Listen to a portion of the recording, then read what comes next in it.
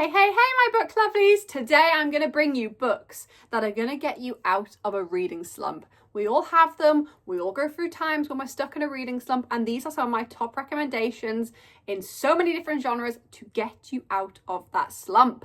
Let's dive in. So the first one is a traumance. It's a trauma romance. This is A Love Letter to Whiskey by Candy Steiner, and the version I have has the most beautiful sprayed edge.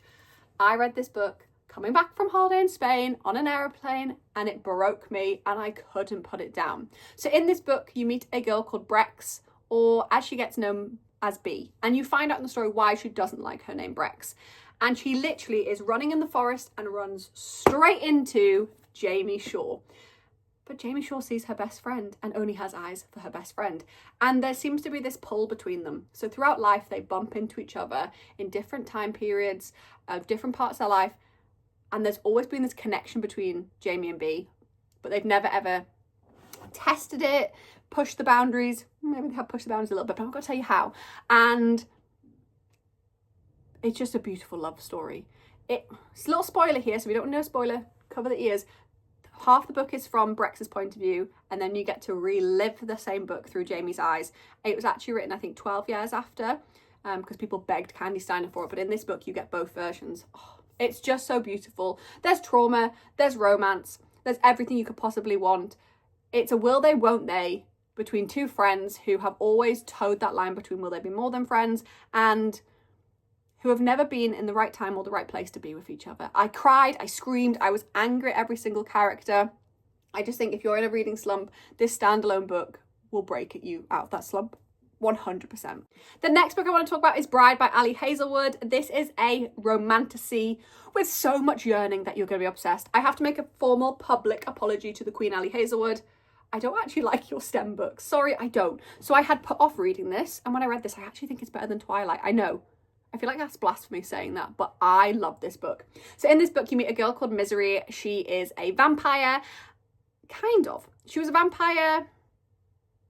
I can't remember what the exact word was, but she was sent to live in the human world to keep the humans from unaliving vampires and the vampires from unaliving humans. So she's kind of been brought up in the human world, so she's never fit in anywhere. And then you have Lo, who is a werewolf. Now, Lo is the alpha of a pack. He's just become the alpha, and they have this forced marriage between Misery and Lo. And Misery has to go live with the werewolves, and she's miserable. She literally matches her name. She's miserable. She sleeps in a wardrobe. She doesn't get on with the werewolf. She keeps her distance, but there is this yearning between her and Lo that slowly builds throughout the book. There's so many backstories going on. There's so many twists and turns, and it's just perfection. It's absolute perfection. I cannot wait as well to dive into Mate, which is the second book, who follows a character who met in the first book. I don't want to say who, because it might even give spoilers for the first book. But yeah, I'm so excited to dive into this. Again, I read this on the flight to Spain. Could not put it down. I laughed, I giggled, I kicked, I screamed. You could just read this as a standalone. You don't have to dive into Mate and follow another character. But I just think if you are a fantasy romantasy fan, this one will definitely get you out of a slump for sure. I can't see how this could even put you in a slump. Then the next one, I've talked about this a lot. This is Bad Bishop by LJ Shen. I love this book. This book is it for me when it comes to Mafia. This is the advanced copy, so the actual cover is going to look like this when you get it. This book is bloody brilliant. It's so good. So in this book, you meet a girl called Lila, and she is the daughter of an Italian mafia man, a Don. And she has something wrong with her. I'm not going to say what and spoil it, but everyone in her family believes she has delayed development. And her mother's allowed them to believe that. She's like, Lila, just pretend you don't know what's going on. Just pretend you are a child in an adult's body and it will keep you safe. I don't want you to have this arranged marriage that I had. I don't want you to have the life I had. If you do this, you're going to have more of a life for yourself. Now, Lila is very switched on, very smart, and she goes outside at a party and she's attacked. Oh, my heart hurt for that girl. And she falls pregnant. Her father finds out that she's pregnant out of wedlock, and not by choice, obviously. And he's like, I'm not having a child of mine, even Lila, have a baby out of wedlock. So he forces a marriage between her and Tiernan, who is kind of the leader of the Irish mafia. Tiernan's very switched on. I feel like Tiernan, if anybody's going to get Lila to admit what's really wrong with her, I think Tiernan will. And obviously you've got the coming together of Irish and Italian mafia. There is also Russian mafia, who they're kind of fighting within this book. There's plot twists. There's drama, there's trauma, there's yearning, there's spice, there's everything you could possibly want. It is the first book coming out from LJ Shen in her brand new 7-book series. I devoured this. I read it in 4.5, 5 hours, couldn't put it down, was obsessed. If this puts anyone in a slump, I would be shocked, but this is such a good book. The next book I want to talk about is Branded by Saffron A. Kent. This is a brand new book and I am devouring this book. This girl has been helping out her best friend. So she's doing this extracurricular activity for her best friend because her best friend is failing university. She's doing a sociology course at university and failing. So she's like, let me do this extracurricular activity for you. And the sociology teacher has asked her to write to people in prison and ask them questions and do a piece on it, which I think, I'm sorry, but would your teacher tell you to write to someone in prison? I feel like that's a really weird thing to do. So she's pretending to be her friend and writing to this man in prison.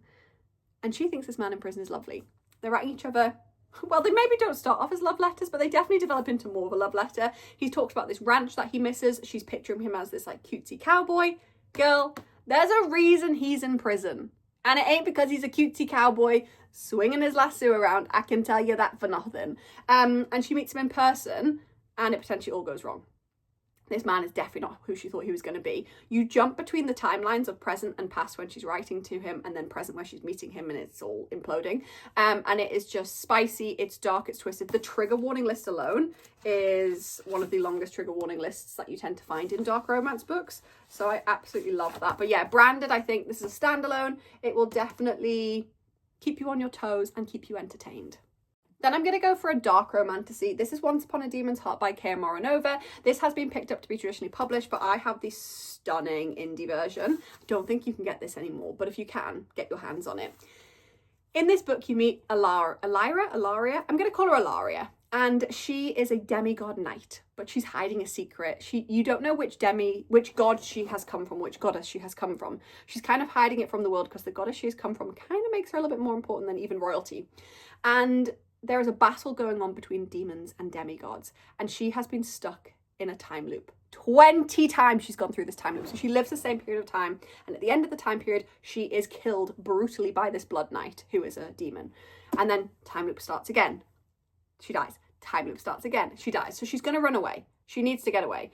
And she meets someone in a forest who says to her, who is a demon, who says to her, maybe you can change your fate. Maybe you don't have to run away. So she's like, right, okay. So she goes back and she says to the leader of the demigods, I'll marry a demon. I'll be the one to put myself forward to marry a demon. It was meant to be a princess, but I'll do it because that'll stop the war between demons and demigods. And hopefully I won't be unalived again by a blood knight.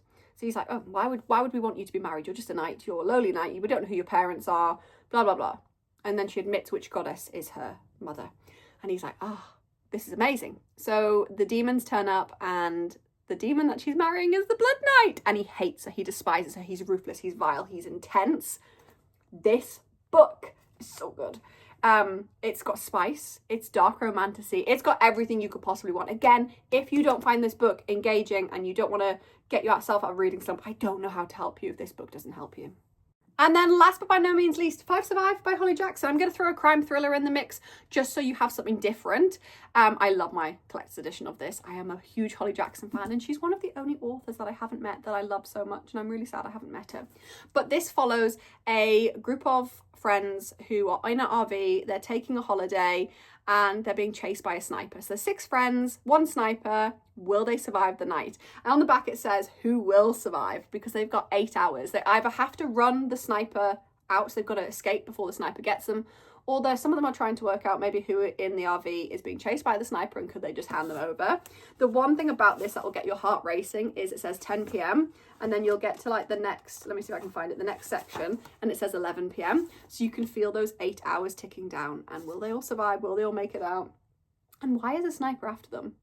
It is such a good book. It is in the YA category, but I just think as a standalone, this one will definitely keep you entertained.